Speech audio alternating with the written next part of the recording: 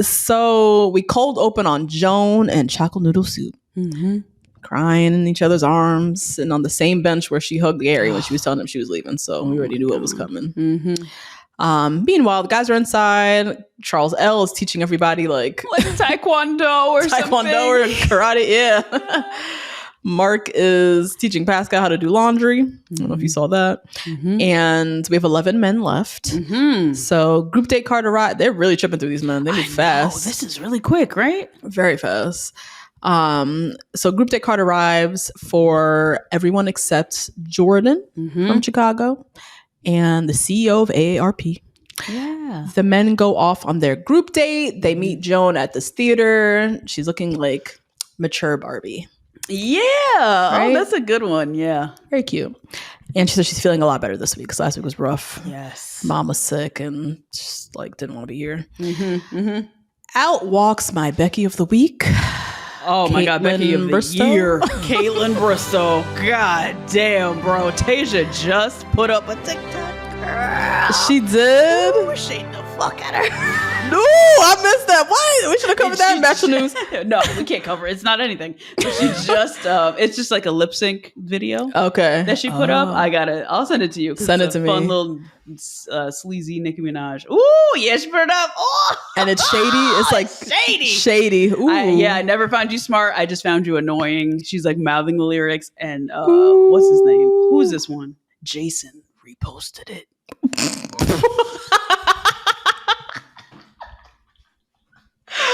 Oh God. And I love how Tasia's living her best life. First of all, she got no time for this. Why her response is like 3 weeks later because she does not have time for your bullshit, Ms. Bristow. And not even her own words. This is like a lip sync to somebody else's thing. Somebody else. Oh my God. She's still with Luke, right? From what's it called? I think so. Yeah. I feel like I would have heard if they broke up, but y'all let us know. So anyways, yeah, she gets my pick of the week because the way I would never do anything with Bachelor Nation again after they fired me and replaced me with a man. Right. Ain't no way. Yeah, that's true. And she always comes back. She does all kinds of stuff with them. I know. That check must be really good or something. I think she just loves attention that much. She gives me almost like Bethany Frankel energy. Yeah. You know what I mean? Yeah. Like she loves to hear herself talk. Wants to be a boss babe. Yeah. Be relevant always by any cost. By any cost. She went on, I just saw the Hawk Tua Girls podcast. That bitch has a podcast? She's like number 4 on Spotify right now. I hate my life. Don't you hate it? Don't you hate serious? it? I hate it here. I hate it. Hate it here. Yeah. What? Oh my God. And she's over there. Yeah, she's everywhere. Yeah, of course. Talking to that just bird-brained young lady about nothing. About absolutely nothing. Yeah. And she's like 38. Why are you talking to this girl? Grown. Way too grown.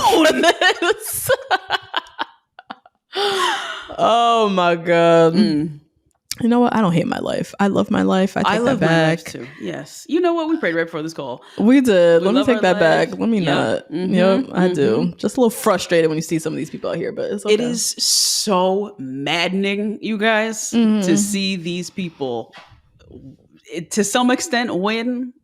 To some kind of extent, you know what I mean? Like she's selling, you know what I mean? She's making more money than me. So that's what it is. They make more money than me and we work hard. We work very hard. So yeah.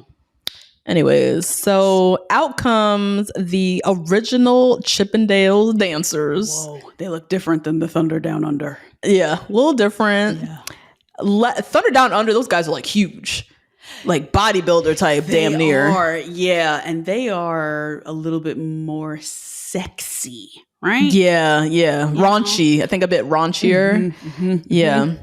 Chippendales.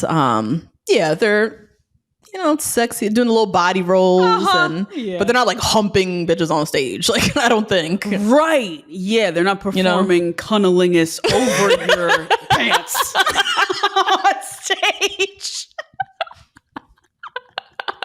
Yo, that was on Beverly Hills. Crystal got her ass ate on Beverly Hills. Yo, Erica by a gay man. Oh my! Erica she looked crazy. Like she was like so in it. She said swing.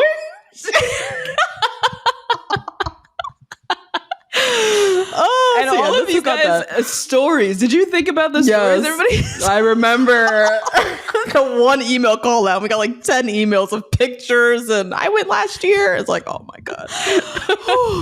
Oh my God. Wait, so if anybody's gone to Chippendales, let us know. How was it? Was it boring? It seems boring.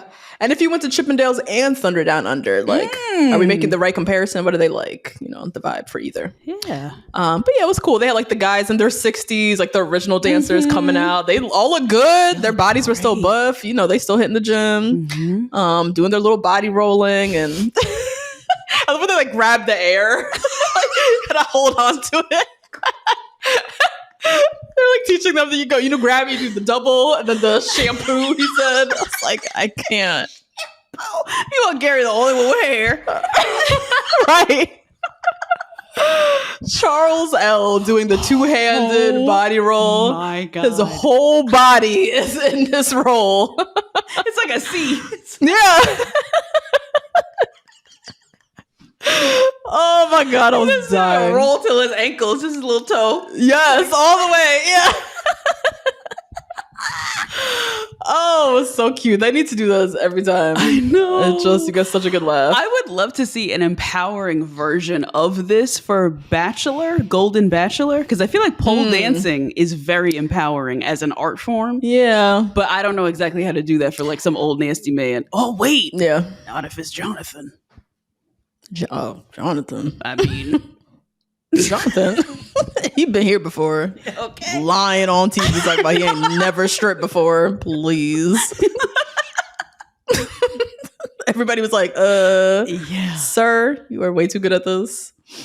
But anyways, they're doing this strip show to raise money for Stand Up to Cancer, cancer research. Joan's husband died from pancreatic cancer, so obviously it's very near and dear to her. Mark's wife died of cancer. Yeah. Chocolate Noodle Soup's mom has cancer. So everybody knows somebody who has cancer, passed from cancer. It's touched literally everybody on the planet. The fact that they don't have... What the fuck is going on here with this? What's going on with this? Anybody who's doing cancer research, because I know you all listen to this, our crazy podcast for some reason, put down below, what is like the problem here? What's happening? Because I feel like we are always constantly raising money for cancer research. Stand Up to Cancer. I've never even heard of Stand Up to Cancer. Oh, you haven't? No, there's so many of these organizations doing all the same thing, raising money to end cancer because everybody and their mama is dying from cancer. Where are we? What's the progress? Where are we on this? That'd be a great update because it's almost impossible to find out. Like, it's not something you could just like Google. So I would just love somebody who's in it to tell us in the comments. Yeah. And then also, is it that everybody's getting cancer because of the food we're eating? Is it That's what they say. That we use? Is it cancer's in everything? It's in the water bottles. You leave your water bottle in the car and you drink it later. You got cancer. Like, we can't escape it. But yet we are constantly doing research, but we don't know nothing yet. Like, right. And that's no shade on people who are doing cancer research. One of my best friends, William was a cancer scientist, was out here doing cancer research science. But he couldn't tell me neither where the hell we at. What's going on? I'm so tired of this. I'm so tired of everybody burying somebody who died of some form of cancer. This is crazy. Anyways. So the men, they put on different costumes. Keith is hype. This is like his lifelong dream. Yeah, I could tell. Yeah. He said from when he was 20 years old, he wanted to be a Chippendales dancer. That is such a unique dream. Yeah. But I, too, was courted to be a stripper more than once in my 20s. So I understand you, Keith. I'm sure, because he's tall, right? So I'm sure he was like tall, good looking. Yeah. He played sports or something way back in the day. So I'm sure somebody tried to, corner him into coming to Vegas and do something. So they do their show, the Bear It All show. All the guys, one by one, get their little moment. As I said, Jonathan was crushing. Yeah. He had the hat down. Like, he knew exactly what he was doing. He ripped the tank top, like, perfectly ripped it. Effortlessly. See, Kelsey's dad, he was out there shaking his little thing. Oh, yeah, trying. Trying. Charles L rips his shirt open. He looks so happy. He looked like he was like taste the rainbow, right? Like a cereal commercial. Yes. Yes, he opens it up and then a rainbow comes out. It's like Lucky Charms. Yeah. Oh, it was so cute. Anything he tries to do that's like sexy, we're like, oh, it's so cute. Charles L, we love you. Like, poor thing. God. Meanwhile, he had a full six-pack, Charles. Yeah, they all these men have the, they clearly work out still. A lot of them still take their health very seriously. Yeah. Anyways, time for the little cocktail party. Chock and Joan. Chock's getting a lot of airtime this episode. A lot of screen time. So he reminds us again, his mom has stage 4 cancer. So obviously he's missing her being here. Yeah. So him and Joan kind of connect because her mom was sick recently. So they have that little connection. But yeah, Joan flat out lets him know that she really missed him. Yeah. She wants to spend more time with him. She feels really safe with him. Safe and grounded. Safe and grounded. He tells her a bunch. He's really crazy about her. And they're just locked in. Locked in step, them two.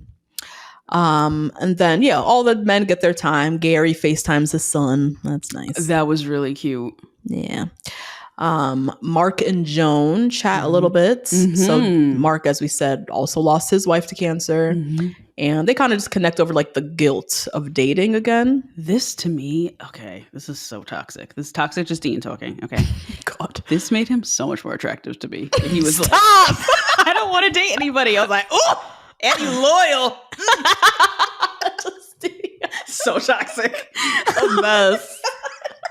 Not this moment, like really doing something for you. Like, oh my God. I tell you, that man is fine. He is. He really is.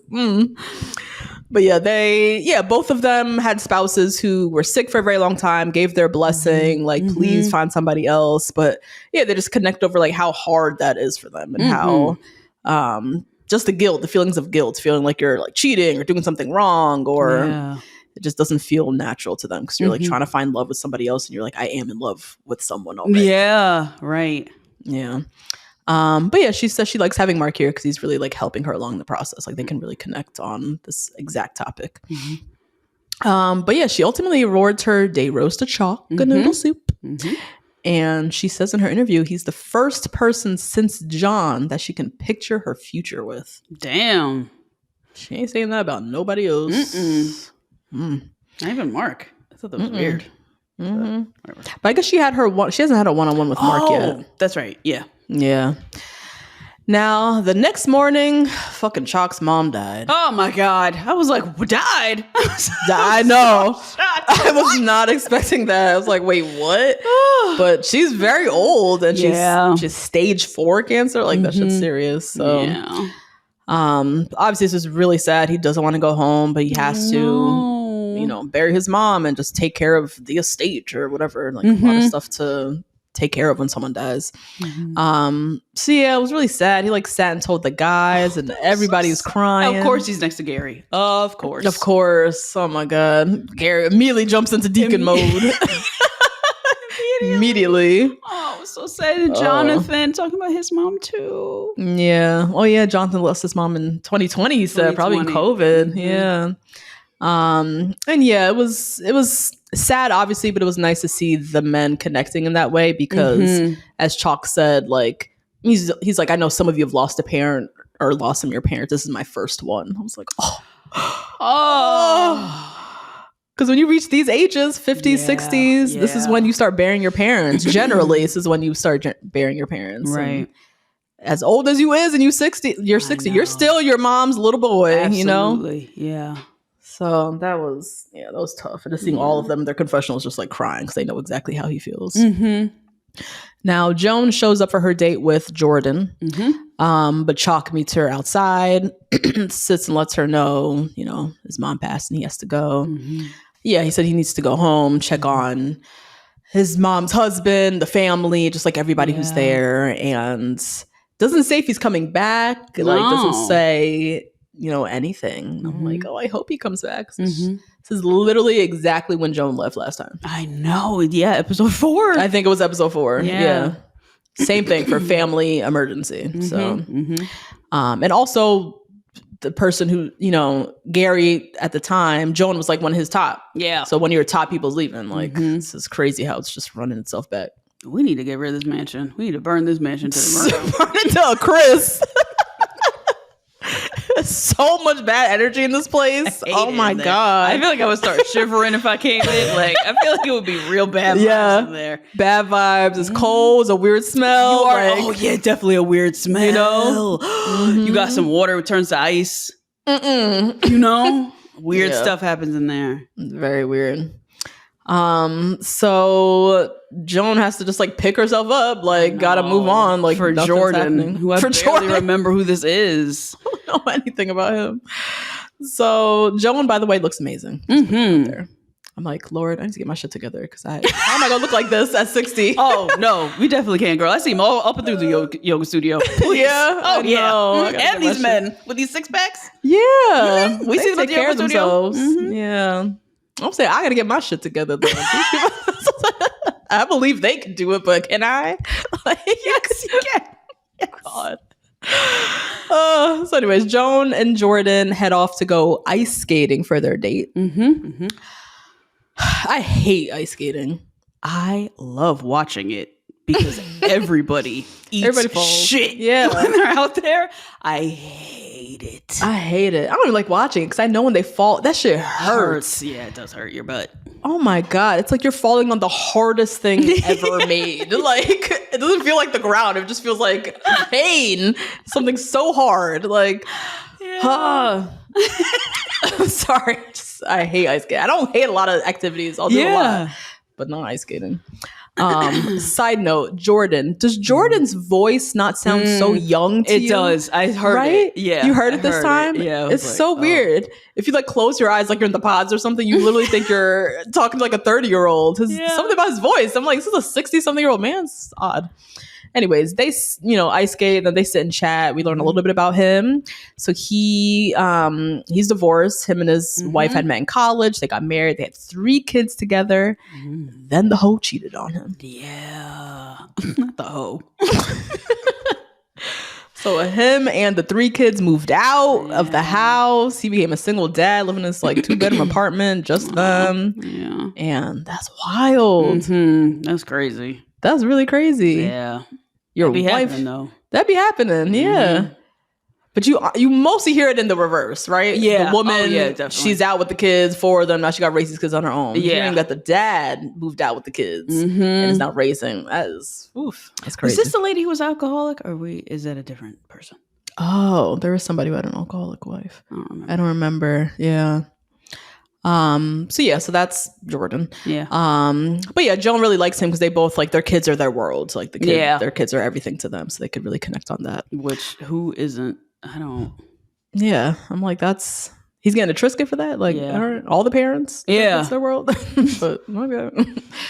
But then the metaphorical double doors open and it is Kevin Cronin and Dave Amato of the Ariel Speedwagon. I put station wagon. Okay. So I YouTubed them. Okay.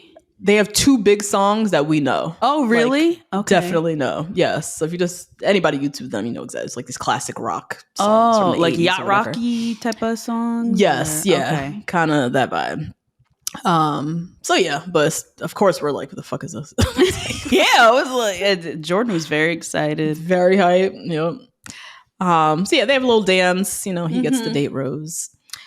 Time for the CEO of Chase Bank State. Oh, I love this guy. So tall and handsome. He is very handsome.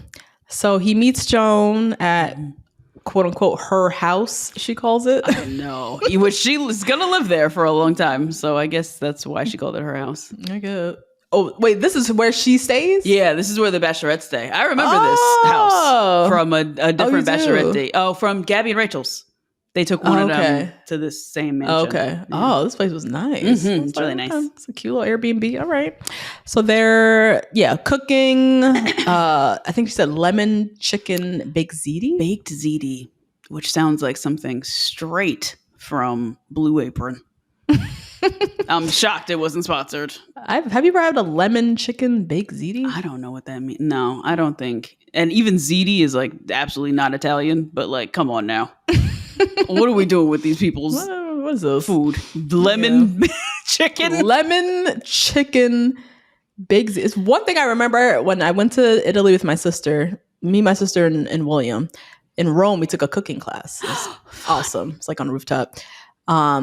And the lady who was cooking, she was like, chicken and pasta. She was like, that is some American shit. Yeah. Like, we don't put chicken in our pasta. Like, it just doesn't mix. Like, we do seafood in pasta. We can do meat in pasta. But she's like, if you ever see chicken with pasta on a plate, she's like, that's Italian American style cuisine. That's not like authentic, whatever else. Oh, so I never forgot that. Anyways, they they're just having like a very normal day, just like cooking together. I was very concerned that he couldn't zest a lemon. He was struggling. Whoa. He was really struggling. Oh no. And I echoed her sentiment when she was like, he's a surgeon. Yeah. Like, why can't he zest a lemon? Why can't he do this? Like, what? So, but yeah, they talk about like Sunday dinner with their families and hosting, you know, all that stuff. When they you gonna do that now? Yes, I'm so excited. Oh my God! I'm really hyped. Me and my mom already talked about it. Really? Oh my God, that's gonna be so nice. Hosting, they can come over. My dad and Nate could just like watch football and stuff, and then me and my mom could be in the kitchen, just like whipping up a meal, and oh my God. Just have them over, and then you know, another weekend, like we can go over there. I could like bring something, but yeah, I'm excited to do little Sunday dinner situations. Fun. Yeah. So what am I saying? Okay, they showed the pasta. It looked gross to me. It looks so gross. It looked like a bowl of just cheese, really. Yeah, I don't understand lemon and cheese. When it's not ricotta cheese, I don't really. Right. And not Parmesan, maybe. It looks like something really mild. I don't really understand. I don't understand either. But yeah, they cooked some cupcakes, whatever. They had a little chat. So we learned that he got divorced after 34 years of marriage. Whoa. And he was blindsided, he said. Oh, no. So he explained, you know, after their youngest child went away to college, there was like, they were empty nesters, right? And there was like a clear breakdown in their relationship. And it became very clear that they didn't have honest communication. Oh my God. And they spent 30 years essentially walking on eggshells around each other, like trying not to hurt the other person's feelings, but really fell out of love. They went to therapy and everything. And eventually they both were like, yeah, this ain't it. Oh my God. I feel like a lot of people probably do that. Yeah. They hold on for the sake of the kids, right? Yeah. And you're so busy with the kid. You don't even realize that you're falling out of love with this person. Yeah. Yeah. Remember couples therapy? Which Mao, one? season 1. Mao, is that his name?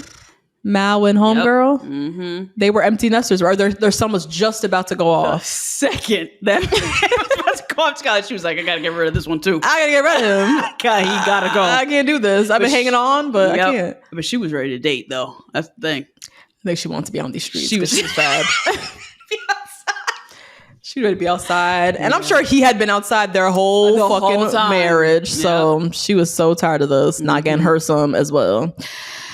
Anyways, but yeah, Joan talks about that, like how the empty nest can sometimes make or break it. Really, a relationship. Yeah. Which is so scary to think about. I'm terrified right now, even thinking about it. I'm like, what do I have to tell him? Do I have to tell him something? Do I have secrets? Right, am I keeping a secret? Yeah. It's crazy, but it's true. When you have kids, you become so consumed, right? Your whole focus is on the kids and just their survival, their betterment, everything. And sometimes you become two ships passing in the night. And in your head, you're like, all right, that's just kids. You know, we're just busy. It's fine. But then when the kids are gone, then you're sitting there with this dude that you do not know, that you don't really love. Yeah. That you realize y'all were just surviving for the sake of the children. And now what the fuck do we have left? Do I want to spend the rest of my days with him, or do I want to be living my best life by myself? Right. Oh my God. And the family unit, right? Like having a family unit, because it's not just the kids, right? It's your mom loves him too, and all the rest of like so many relationships are intertwined. Yeah. Oh my gosh. And they say after you have kids too, that you start to miss your partner. Yeah. You guys have so many things you have to like trade off on. Yeah. And so, oh God, I've talked about that with Nate. I'm so scared of that. I'm terrified. I'm so scared. Terrified. Like, I don't want to live in the same house as you and miss you. These fucking kids are in the way all the time. Like, I'm really scared of that. I'm scared of that too. And it makes me want to move closer to my parents or his parents or whatever we're going to do so that we can really get this together. So we can drop that nigga get some off time every day. Okay. And get your time. Get your time. Get my time, a little me time. I don't need that long, just a little 45 minutes to smoke. A little bit. And then get my time with him. Because that sounds crazy. That's tough. That's really tough. Yeah. So yeah, he talks about going through like a little depression state, and then his kids kind of just like shook him out of it and was like, Dad, you need to get us together. But he has, and he's been the happiest he's been in many years. But yeah, Joan just felt like super hopeful about him and obviously gave him the day rose. Yeah, he's tall and handsome. You definitely get the rose. Yeah, of course. Mark, meanwhile, is back at the house talking with Joey and Kelsey. Yeah, very cute. Yes. Very cute. Giving them a little update. I think he said it's been better than therapy being here. That's tragic. What kind of therapist? I know. Was he seeing? Yeah, but I don't know. It's a different type of therapy, I think, this journey, right? That's true. Yeah. And being around all these guys, them talking about, this shit together. So it's nice. Now, going into the cocktail party, Joan is thinking about chock-a-doodle soup. In heaven? See the background of this place, like, was this the pool at her place? Did you see like the background of the episode, the infinity pool in the clouds? Oh, that must have been at her place, I guess. It looked like she was in heaven, literally in heaven. The clouds were there, and it was an infinity pool, so it looked like it went off to nowhere. Whoa! And then she had the white dress on. I was like, is she dead? What is this? What is going on? Trip me out. So yeah, Chock is on her mind. She doesn't know if he's going to return. She's like, if he doesn't come back, he's always going to be a question. She's always going to, no matter who she falls for, she's going to be thinking about Chock. That's annoying. That's rough. But anyway, she goes to the cocktail party. So first person she sits with is Pascal. Yep. Pascal says he missed her. And she was like, oh, cute, because I can't tell. The way she read him, she was like, I can't really tell with you. So, and basically told him she wants more effort out of him. Because he just doesn't really approach her. He doesn't really, like, all the other guys are very doting on her, and he's just like doing Pascal. So she, in her interview, was saying she thinks it's like a cultural thing. Like his air of indifference is like a French thing. This nigga been here 40 years. How long are we gonna like keep up with this? Because that accent I know is waning. I know he on Duolingo every night, practicing all of his words again. Like what? I don't know. I don't know why he's still here, to be honest. But I'm not sure either. He seems like a fun, adventurous guy. Life will be fun, adventure, whatever the hell. But like, this is not make for a long-term partner. I don't think. Especially when he's not checking for you. You got to ask him to put an effort. Like, what? Because he also doesn't do his laundry because he's spoiled. Oh God, I don't even know if Joan knows half that shit either. No, he gives that he's surprised. He would surprise her on the wedding night and be like, by the way, I don't know how to cook, clean. I don't do this. Yeah. Oh man. Joan and Jonathan have a little time. They talk about their morning routines and both wake up at 5 a.m. That's how it is. They go to bed, I'm sure, at 8 p.m. Oh, those are those people. Yeah, the 5 a.m.ers. I'm getting there, friend. I'm at 6:55. What time do you wake? You wake up at 6:55? 7:30 is my general. No, that is so early for you. For me, I know. But yeah, I don't want to touch 6. I can't touch the 6.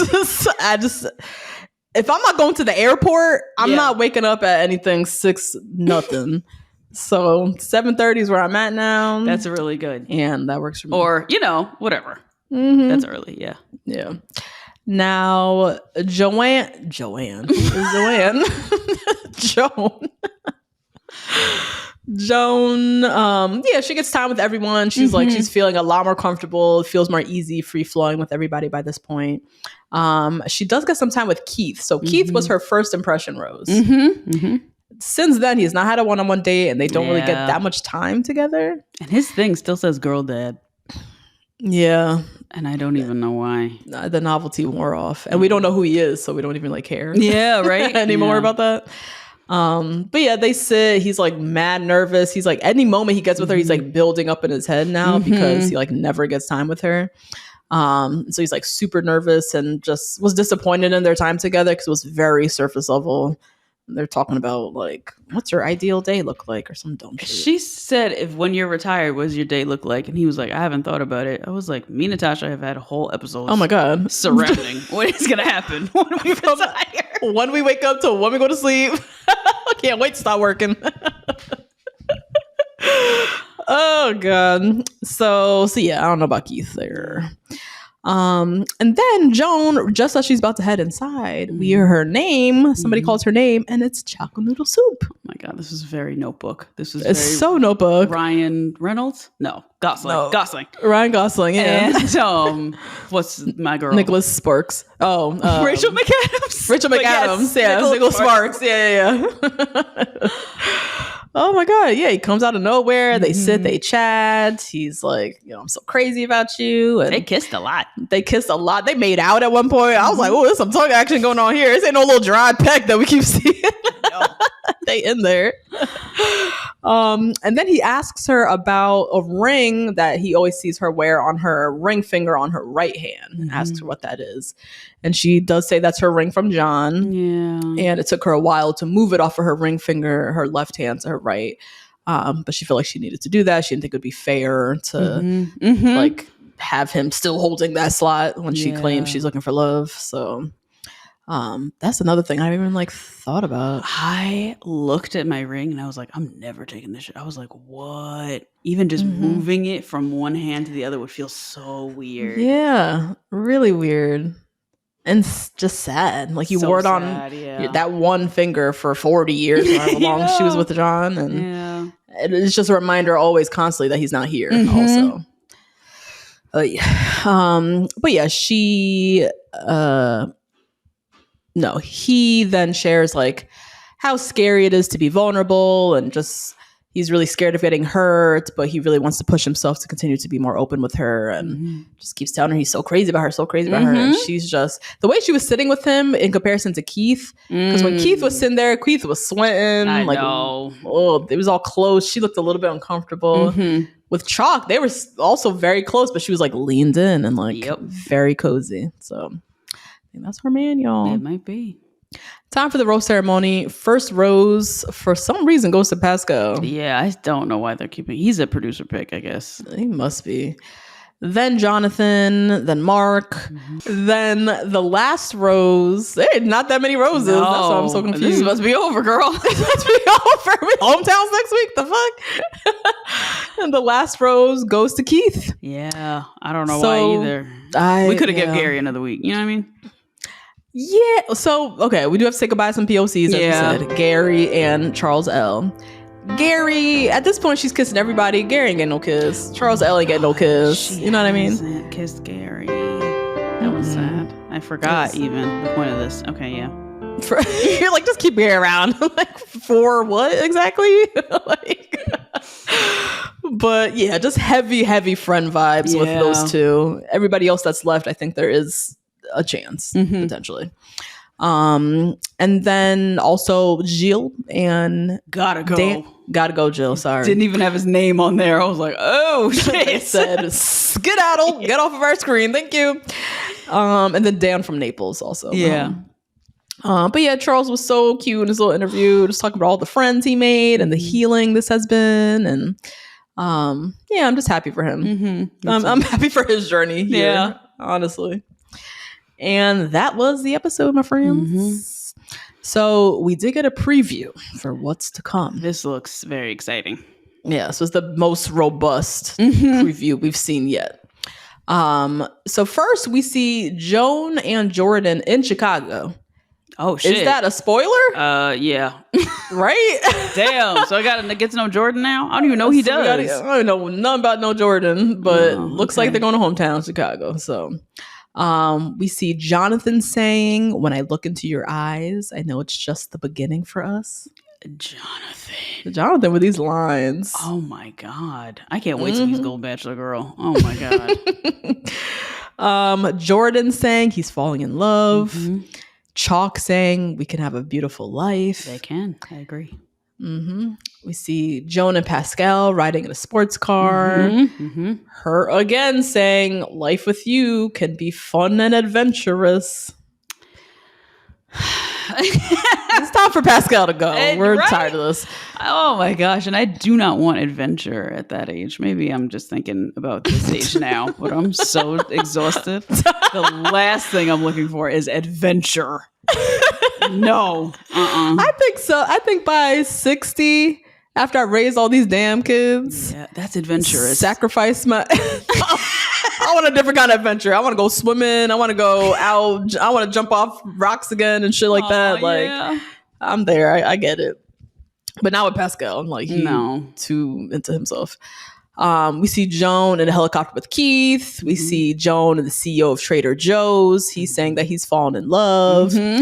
We see Joan and Mark on a yacht. And she says, I love you, Mark. I love you, Mark. What in the world? I don't know. It might be Mark v. Chock Noodle Soup. It might be. Yep. Then we get into the drama. Yeah. So Joan saying she's getting scared. She's thinking about John a lot more. She's feeling guilty. She feels like she's not honoring John's memory. She's not sure if her heart is completely there. It's a lot of Joan just questioning what the fuck she's doing. Did Gary have these issues? Not as much as Joan. Joan is definitely struggling a lot more. Yeah. This gives me this is Joan's first foray into dating. Yes. And so this is like really rocking her world. But with the other one, didn't he have a little situationship before? He had a whole situationship. He moved that bitch into the house with him. And it was like 6 months after Tony died. Like, well, you know how men do. Yeah, they can't survive. So yeah, Joan, I think this is like dead ass her first time like for real dating. So this is really a lot. So yeah, we see her just going through it, crying a lot. The men are crying a lot. Then we see a group date where Pascal is like turning up. Yeah, I know. He says, "Get out of here! Get out of here!" Like, get out of here. He's like talking dramatic. to camera. Yeah. He was also mad somebody was stealing too much time. And then we see Joan crying, saying, "It hurts to think that I might leave with nobody." Yeah. And yeah, that was that. We saw a little memorial to Chock's mom. Yeah. So you think Joan gonna leave without nobody? No, there's no fucking way. They say that every time. First of all, I'm taking Jonathan. I mean, she has great options. Great options. Jonathan or Mark? What? Jonathan, Mark, Chock. The CEO of fucking Polaroid. Guy. Yeah, definitely. Yeah. What? Oh, please. She's got great options. So it's really up to her whether she feels like she can do it, if she's ready. Yeah. Also, if the producers are shoving down this marriage bullshit, which we haven't heard them mention, as we said last week, anything about this engagement foolery. But if they start bringing that energy, I think they could like blow it up a little bit for her, make her feel like I can't do this. I'm going to leave here with nobody. So we'll see. Okay, my question. Is this story of brotherhood among the men hitting in the same way as last season? That was the whole message of last season, right? That was our biggest takeaway is like, you know, yay, Gary, Teresa, whatever, but we love these ladies in the sisterhood. Do you feel like it's working with the men? They are really trying to make it work. Even at the very end with the goodbyes, they had them all like running and hugging each other. It felt very much like they were leaving camp. But because they are so like, I think for us as viewers, the pivotal moment with the sisterhood was when Susan was helping Teresa get ready for her date. Her date. And we don't see that. We don't see much of that now. True. Like the sisterhood part that we saw also was like, they're just happy that they're all out. They're all dating someone. Doesn't matter. They're all dating the same nigga. They're all dating someone. And that kind of camaraderie we're not really seeing here. But there is something because they were like run, jump, hugging to each other. That's true. Yeah. Yeah, I'm curious. I'm trying to put my finger on it too. Like, what is it? Because I do feel like we're getting a lot of like, all shucks moments. Definitely this episode, we saw a lot more of the brotherhood aspects among the men. Do you think too with Guy and Charles L? Sorry, that was a big one. Oh yeah, that was not at the very end. You mean at the very end, definitely, but also like last week with like so him sat with him, completely like resolving his grief of his wife for him. Truly through that one conversation. Oh my god. Yeah, we are seeing it, but I don't know, something about like the sisterhood, something about the brotherhood, like narrative or visual, or I don't know what it is. It just doesn't grab us or no. Even with Chock and the mom, I still don't leave feeling like, oh yeah, they still have to remind me we're all brothers. We're all brothers here. Yeah. So is it us? Are we not used to seeing it? I don't know. I can't tell what it is either. I can't tell. Yeah. Somebody write down below, go off some comments. Like, how are you feeling about it? Do you like, is it something with us? Is it something with the editing? Like, why isn't it hitting in the same way? And this is one of the aspects we were most excited to see about this season, is how they're going to represent brotherhood among older men. And it's not that we're not seeing them have these vulnerable conversations, but I don't know. Something about it's just not landing in the same way. But let us know. Rate, review, subscribe, y'all. Join the Rose Garden on Patreon for more. Find us on Instagram, TikTok, all that good stuff. And we'll see you guys next week. Bye, guys. Bye.